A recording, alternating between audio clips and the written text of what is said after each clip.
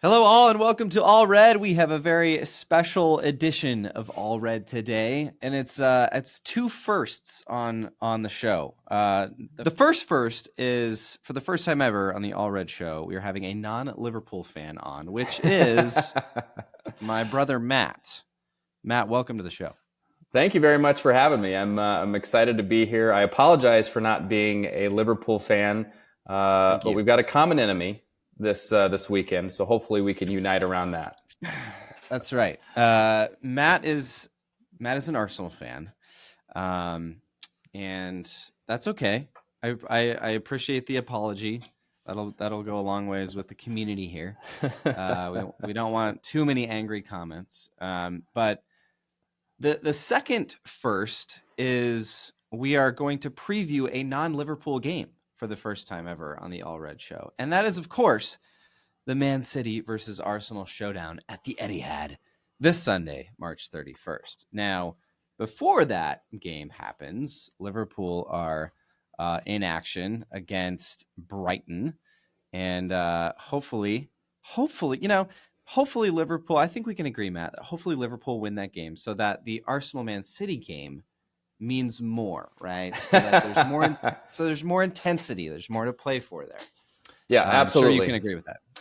Well, here's the deal. We've had a lackluster couple of finishes in the Premier League the last couple of seasons, so everybody's loving the finish this year. We've got three legitimate contenders that are going at it, and so absolutely, if we can add more drama to the final 10 matches of the season, that's kind of a win for everybody and a win for the soccer community as a whole.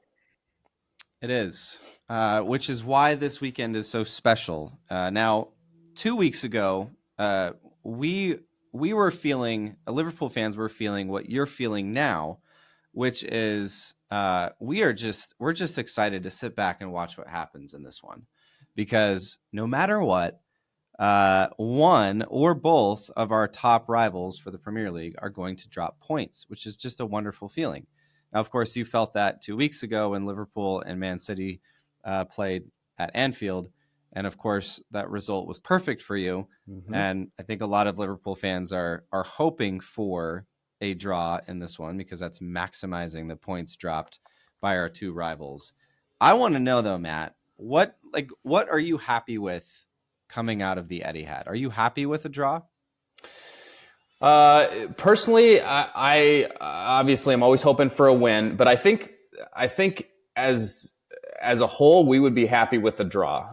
If we were in the Emirates, I don't think we'd be overly thrilled with a draw, but coming out of the Etihad with a draw against Man City, I think would be a pretty darn good result. It's one of those matches where you take what you can get and then you live to fight another day. So I personally am very much hoping for a win, but I'm happy for a point. As much as you never like to drop points, it's Man City. It's in the Etihad, and you got to be a little bit realistic. So yeah, coming away with a point, even though we'd probably be leaving Liverpool at the top at the end of the weekend, that's a pretty good result in my book. Yeah, I mean, just looking at the last two visits to the Etihad for Arsenal have not been pretty, right? Mm-hmm. 4-1 last year in April, and then the year actually it was like 2 or 3 years before that for some reason. 5-0. That was 2021. So not great, no. Not great. Mm-mm. But you can't ignore recent form, and I think no one can argue that Arsenal has been absolutely the most informed team in the Premier League. Their last 5 have just been ridiculous results. 6-0 against Sheffield, 4-1 against Newcastle, 5-0, 6-0. I mean, it's just insane. There's got to be some records broken there for just the amount of goals that Arsenal are scoring right now. And on the other hand, Man City are not looking super strong. Draw to Liverpool was a good result for them. 3-1 win at Man U was good. They left it late. 1-0 to Bournemouth, 1-0 to Brentford, and then a 1-1 draw to Chelsea. They're not looking like the City we're used to seeing in late March. So I think there's there are opportunities in this one for Arsenal to come out and do some serious damage. Their last 3 away matches, 6-0, 5-0, 6-0. It's ridiculous. Well, 17-0. Yeah, those were against slightly weaker opponents, and so this one's going to be a little bit more challenging. But I'll tell you what: to ultimately win the Premier League, you have to do 2 things. You have to win the games that you're supposed to win, which is what Arsenal have been doing, which is what I've been really happy with.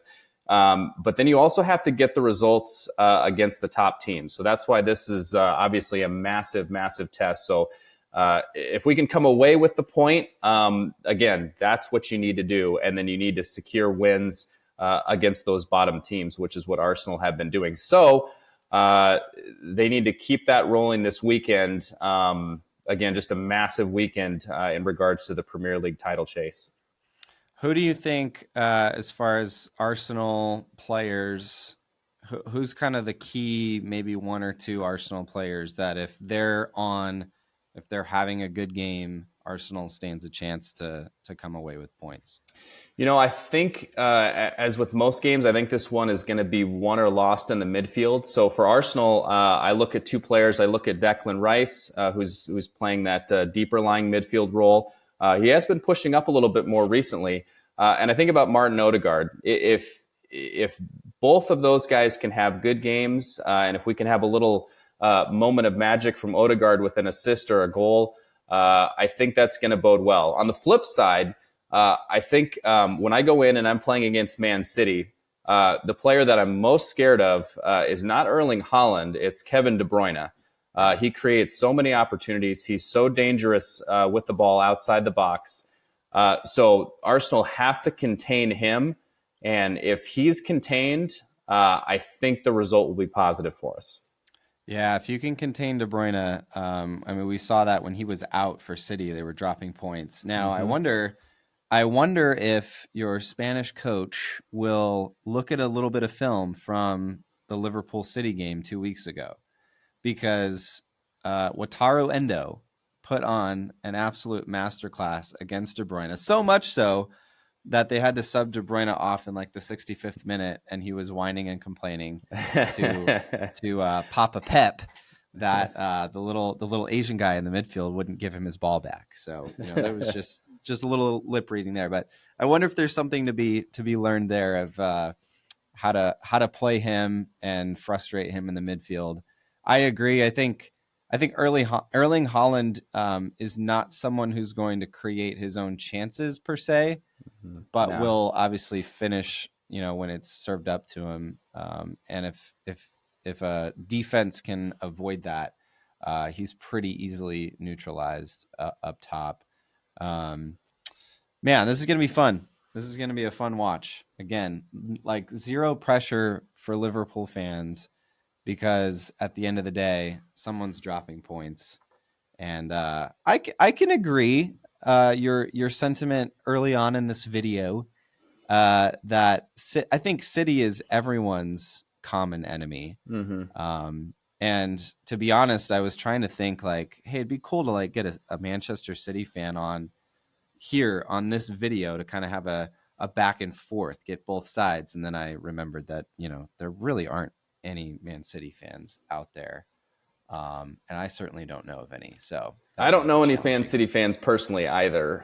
But I feel like I speak for the entire Premier League community where we want somebody new, right? I mean, if you're asking me if I want Liverpool or Man City to win the title, I'm going Liverpool. Everybody hates Man City. They're the big bad giants right now. And I mean, we need somebody new. So again, this weekend is massive. Hopefully we take a point away and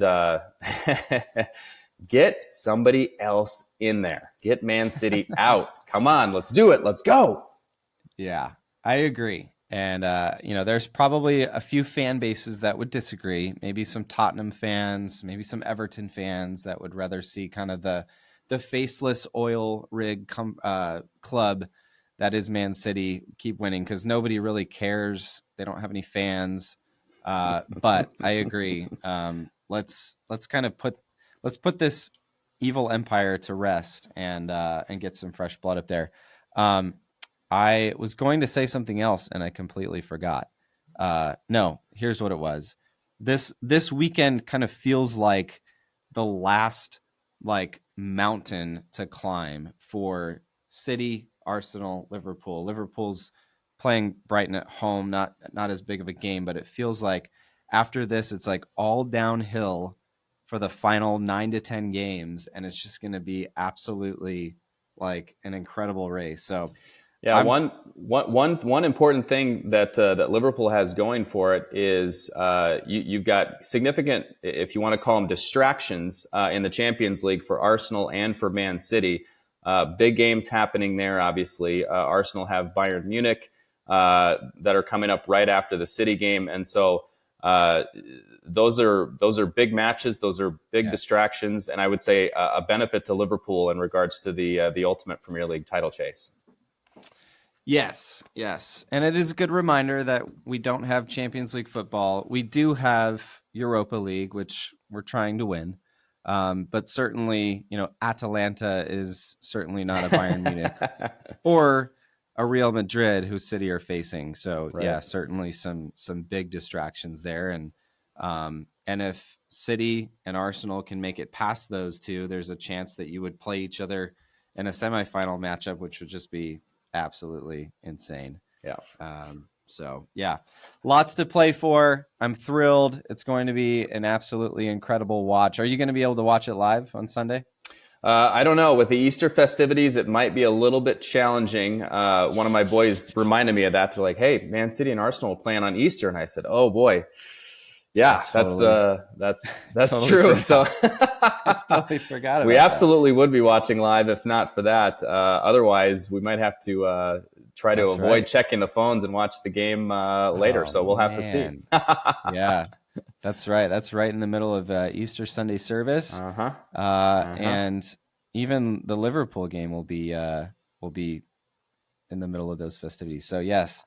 Okay. Well, yes, that's a good reminder. Totally forgot about that. Yes. Good. Well, perhaps we will be celebrating or crying together that morning. Well, thanks again, Matt, for jumping on. We'll leave it at that. And thrilled to see what Arsenal can do at the Etihad against the evil oil empire.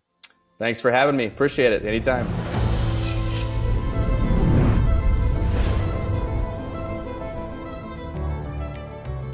Thanks for watching this all red clip. If you liked the video, click the like button and comment below.